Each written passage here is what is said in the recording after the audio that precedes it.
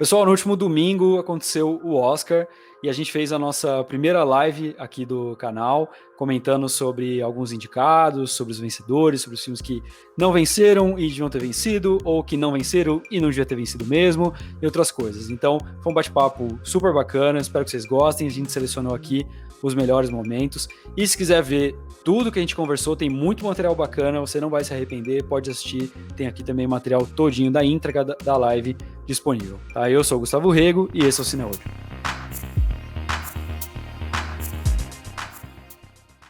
Bora comentar então sobre alguns vencedores já, né? Vamos começar por aí. E Meu Pai ganhou como melhor roteiro adaptado. Eu não sei quantos vocês assistiram esse filme, se vocês concordam com a premiação, mas eu queria dizer que eu concordo, assim. Eu gostei muito de Meu Pai.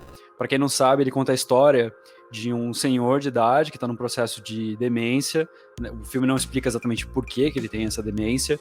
E o filme, a maior parte do tempo, ele é narrado da perspectiva do personagem. Como que o filme mostra esse processo de demência?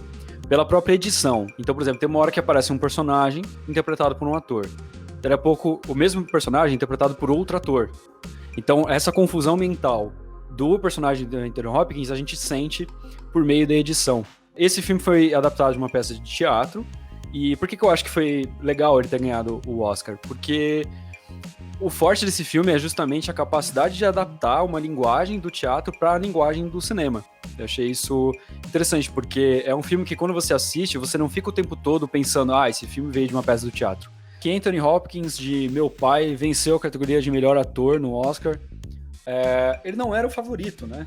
Muita gente achou que o Chadwick Boseman poderia ganhar, que fez Uma Voz Suprema do Blues. Até pelo elemento sentimental, né? Tipo, o cara morreu e tal, e realmente a atuação dele era muito boa. Por mais que o Chadwick Boseman tenha demonstrado o seu impressionante talento, eu acho que, de maneira geral, a atuação do Anthony Hopkins funciona melhor dentro do filme. O problema da atuação não é um problema dele. Tipo, ele fez o melhor dele, ele usou muito bem a técnica. O problema é de direção. Aquela atuação dele eu acho que não combina muito bem com a forma geral do filme. Como eu falei anteriormente, acho que ele tinha uma forma muito teatral para um filme, né? Para uma coisa de cinema. Já o Anthony Hopkins, a atuação dele encaixa bem na forma geral do filme. Então por isso eu acho que o Anthony Hopkins realmente mereceu ganhar esse Oscar, porque realmente é um personagem complexo, que ele tem que tem muitas diferenças de atuação, e ele consegue, nos detalhes, mostrar a confusão mental daquele senhor que está entrando num processo de demência. Now I've heard everything. Aliás, por falar em Nomadland, ganhou o Oscar de melhor direção. Você concorda com essa premiação? Acha que ela mereceu? Concordo. É merecedora. Fez história, agora se tornando a segunda a vencer. O filme, ele tem uma base meio documental, assim, para quem não viu. Então, você tem 2 atores só no filme inteiro. O resto são pessoas interpretando elas mesmas. E eu acho que essa espécie ali, meio de documental, a coisa consegue transmitir muitos sentimentos para um tema que muita gente não conhece. Eu acho que eu quero ver se eu ando mais chato. Mas assim, eu achei meio mais ou menos a direção dela, pra falar a verdade. Primeiro, é uma direção que é coerente com a história que conta. Então, qual é a história? A história de uma mulher solitária, que perdeu o marido recentemente, e que vive numa van, né, viajando pelos Estados Unidos em empregos temporários. Qual é o sentimento que uma história dessa quer passar? O sentimento de solidão, né, e de pobreza, tal, tipo, da apatia e tudo mais, a dificuldade dela em criar laços. Então, eu acho que a direção expressa bem isso, né, com essa cor dessaturada, como vocês estão vendo aí, né, não é um filme que tem cores fortes, né, e com esses planos, às vezes tem, esse aí não tanto, mas às vezes tem uns planos abertos, lindo, assim, lindo. E que aparece aquela paisagem sem nada, assim, bem desoladora, só com a personagem no meio e tal, ou então planos mais fechados ali no interior da van dela, justamente para você ver a precariedade da vida dela, tal. Então acho que, enfim, o filme expressa bem a ideia que quer contar. Mas eu achei que tudo isso, de novo, não, é meio genérico. É um tipo de direção que é meio cara de Oscar, assim, sabe? Tipo, é uma coisa meio que acho que tem trocentos outros filmes com a mesma abordagem. Não tem aquela cara de putz, uma coisa, novidade, assim, acho que de novo é um filme que vai ser meio esquecido, assim, daqui a uns anos, porque, bom, posso estar falando uma grandíssima merda, né, mas eu acho que pode ser que seja esquecido, mas, da direção ali, você daria pra quem, por exemplo? Acho que eu discordo dos indicados.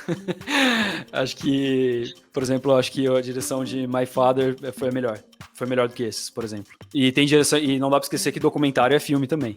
E tem direções de documentário que foram melhores, eu acho. Então vamos falar de Soul, filme que ganhou aí o Oscar de melhor animação. Filme da Pixar, o tema da vida e morte era algo que tinha sido recorrente na categoria de melhor animação. Realmente faz muito sentido no momento que a gente está vivendo, e Soul é um filme lindo. A maneira como ele mostra por imagens, isso é muito bonito, assim. Então, tipo, sei lá, o cara andando e sentindo a brisa, né? E pelas imagens a gente vê a sensação tátil das coisas, o sabor das coisas, né? É uma coisa meio clichê isso, já valorizar as pequenas coisas da vida, porque é isso que faz sentido, mas pô, é verdade, né? No fim das contas é isso mesmo, né? E o filme, pelas imagens, ele retrata isso muito bem. Então, eu também senti, assim, assistindo esse filme, uma coisa, assim, de que bom que eu tô vivo, quero continuar vivo mais tempo e tal.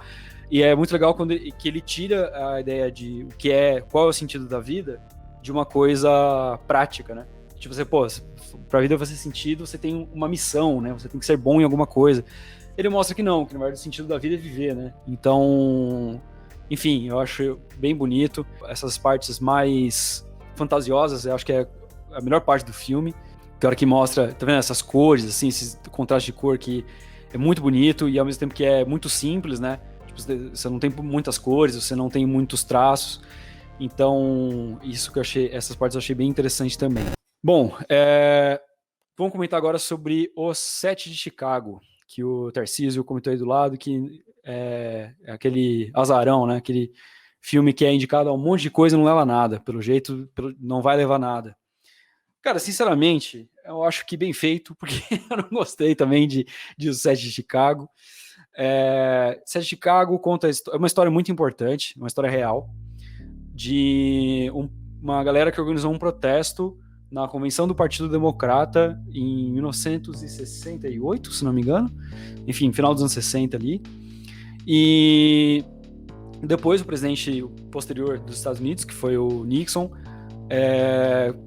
deu início a um julgamento contra os caras que tinham organizado esse protesto para criminalizar os organizadores do protesto. Então o filme conta simultaneamente a história do protesto em si e principalmente a história do julgamento desses caras que organizaram o protesto.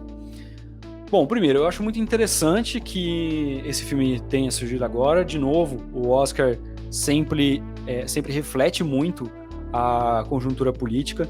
Então eu acho que não é à toa que em ano que o Trump perdeu a eleição, né, que aconteceu o movimento negro teve uma ascensão muito forte, que os Estados Unidos volte a olhar para a história dos anos 60, que foi um momento de efervescência dos movimentos por direitos civis em geral, né? Então, aliás, isso é um tema bem recorrente desse Oscar, né? Por exemplo, concorrendo ao Oscar de melhor documentário, teve Creep Camp, que é a história de um protesto organizado nos anos 60 e 70 por pessoas com deficiência. Então, pessoas com deficiência que organizaram os protestos ali e conquistaram uma série de direitos civis naquela época. Inclusive, uma coisa muito interessante, porque quando a gente ouve falar de movimentos pelos direitos civis nos anos 60, a gente ouve falar mais do movimento negro, do movimento de mulheres, e eu não sabia que o movimento de pessoas com deficiência tinha tido tanta importância também. Mas voltando então para o Sete de Chicago. Por que eu não gostei do filme? Primeiro, pela forma dele.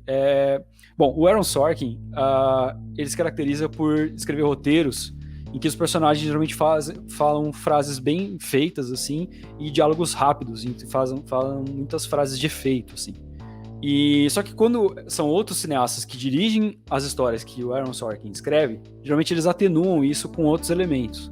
No caso dele, isso ficou muito over. Então, assim, é um filme que, em tempo inteiro, os personagens têm frases super elaboradas e muito bem pensadas, assim, na carta da manga. E acho que é uma forma de retratar a política que começa a me cansar um pouco, me parece um pouco tosca. Além disso, é um filme um pouco previsível, assim. Então, ele tem aquela coisa de filme de tribunal meio tosco, sabe? Tipo, eu achei, então, meio estereotipado nisso. E eu acho que isso reflete a política do filme. porque é um filme que pega uma história radical, de um movimento radical, e meio que ele mostra as várias tendências que tinham naquele momento de protesto. Então, tinha os hippies, né, mais radicais, tinha os panteras negras, etc. E tinha esse cara que tá no primeiro plano aqui, esse de verde aí, esse personagem que é um cara mais moderado, um cara do movimento estudantil ali, que inclusive depois virou político do Partido Democrata, né? E então mostra essas divergências que existem entre eles, e com perdão de dar um spoiler, mas não tem como não dar, mas não é muito spoiler, tá? É só mais ou menos. Eles têm um conflito no começo, mas depois eles vão se conciliando, sabe? Eles vão entendendo o lado do outro, tal. E com isso o filme vai apagando um pouco as polêmicas de vanguarda que existiam nos anos 60. Então, ele pega os anos 60, que foi um momento de radicalidade, de contestação do regime, e coloca como sendo... e apaga as divergências internas que tinham para transformar tudo numa ideia só de uma coisa mais moderada. Eu acho que a academia é muito... dirigida assim, hegemonicamente por um pensamento dos democratas, e achei um filme assim, muito anti-Trump, mas não anti-regime. Só que isso ignora um pouco o que de fato estava acontecendo ali. Por que aquele protesto do 7 de Chicago aconteceu durante a convenção do Partido Democrata? Não é por acaso. Não é por acaso, é porque justamente os caras estavam reivindicando que o partido tivesse uma postura contundente contra a guerra do Vietnã, o que não estava tendo. E o filme não explora isso, coloca os democratas meio como um bonzinho da história. E eu acho que os democratas são parte do regime contra o qual os 7 de Chicago estavam protestando. Essa forma do filme, que é uma forma mais conservadora, clichê e tudo mais, ela está de acordo com a política do filme, com o conteúdo do filme, que é um conteúdo que faz referências a uma política radical, para no fim das contas trazer uma solução mais reconciliadora, mais tranquila, tal. I think the institutions of our democracy are wonderful things that right now are populated by some terrible people. Bom, eu vou comentar agora de melhor documentário, que eu não comentei, né? Ganhou, no fim das contas, o meu professor Polvo, que, como eu brinquei, era o único documentário que eu não tinha visto, mas eu queria fazer recomendações de filmes indicados a melhor documentário, que eu acho que são muito bons. Isso é uma coisa também que me incomoda um pouco do Oscar, porque eles criam certas categorias para certos tipos de filme que geralmente não disputam o Oscar de melhor filme. Então, por exemplo, por que tem uma categoria de melhor filme de animação? Porque dificilmente um filme de animação concorre ao Oscar de melhor filme. E eu não gosto disso porque eu acho que documentário também é filme, animação também é filme estrangeiro também é filme. Então, eu acho que, na verdade, supostamente é para valorizar esse tipo de filme, mas acaba colocando eles na segunda categoria. E eu acho que nesse ano tem 2 documentários que, para mim, são melhores do que quase todos os indicados a melhor filme. Vou comentar sobre Time primeiro. Time conta a história de uma mulher cujo marido foi preso e foi condenado a 60 anos de cadeia. E aí o filme conta a história dela tentando um novo julgamento para o marido, para ele ser solto. E ele foi não foi um crime assim do tipo assassinato, foi assalto a banco. Então, pro assalto a banco, o cara foi condenado a 60 anos de cadeia. E aí o filme traz essa temática. Pô, é justo, né, um cara ser condenado pro resto da vida à cadeia, né, ser tratado dessa forma, tal, só que ele não merece uma redenção e tudo mais. Então ele tem essa temática social sobre como o encarceramento das pessoas negras e tudo mais, só que também tem uma história muito de amor, muito linda, que é a história da mulher que não desiste de tentar garantir a liberdade do marido para ele poder conviver com a família novamente. Ela tem vários filhos, ela teve vários filhos com ele, são 6 filhos, eu acho. Você conseguir criar emoções fortes, né, sem poder manipular atores e sem poder ter um espaço muito limitado do que você filma, pô, é muito difícil, né? Um filme como esse, por exemplo, ele não pode mudar radicalmente a história. A história tá ali, né? Tipo, ele tá filmando simplesmente, a história é real. Então, ele não pode simplesmente falar pra atriz, assim, pra personagem, falar, faça isso, faça aquilo. Não, porque é um documentário. Então, é muito limitado. E mesmo num espaço tão limitado, o cara conseguir fazer um filme que é tão emocionante, que pega tanto a gente assim, é muito sensacional, cara. É genial. Outro filme documentário que eu queria comentar também é o Agente Duplo.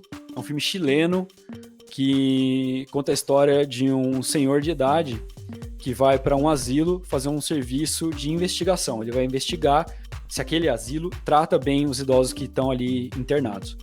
Então o filme tem um pouco de comédia, porque é realmente bonitinho ver esse tiozinho aí indo lá, tendo que investigar as coisas, então ele se confunde um pouco com as tecnologias e tal. O filme é respeitoso com o personagem, mas é um pouco engraçado, ele lidando com o celular e as dificuldades todas, então é um negócio bonitinho, só que é muito triste também ao mesmo tempo, que mostra a situação dos velhinhos no asilo e tal, e são histórias muito bonitas. Então é isso, gente. Vejam documentários, não esqueçam que eles também são filmes, e não é porque é documentário que vai ser, tipo, chato, entendeu? Que vai ser aquele filme, nossa, que vai ficar uma coisa super jornalística, contando e tal. Por isso que eu não gostei muito de Creep Camp também, porque Creep Camp é uma história super importante, mas assim, meio parece uma matéria do Fantástico de 2 horas, sabe? Eu gosto desses filmes, assim, que vai muito além do que você espera de um documentário. E esses dois, assim, realmente sensacionais nesse sentido. Eu falei aqui algumas ideias que eu tinha sobre o Oscar, sobre a minha opinião dos premiados. Eu espero que vocês tenham gostado. Se tiverem mais qualquer dúvida, qualquer coisa, deixem aí nos comentários, depois a gente vai respondendo. E se inscrevam no canal, porque certamente teve muita coisa que eu pesquisei que eu queria ter falado e que vai virar vídeo pelas próximas semanas. Então ainda quero falar sobre a situação da indústria hoje em dia, sobre como a pandemia afetou não só a premiação, mas como a indústria do Oscar de maneira... sobre a indústria de cinema em geral e especialmente a premiação do Oscar. Então tem muita coisa ainda pra gente conversar. Eu espero que vocês tenham gostado. Esse foi o Cineolho, analisando filmes e interpretando o mundo. Valeu, gente. Um abraço.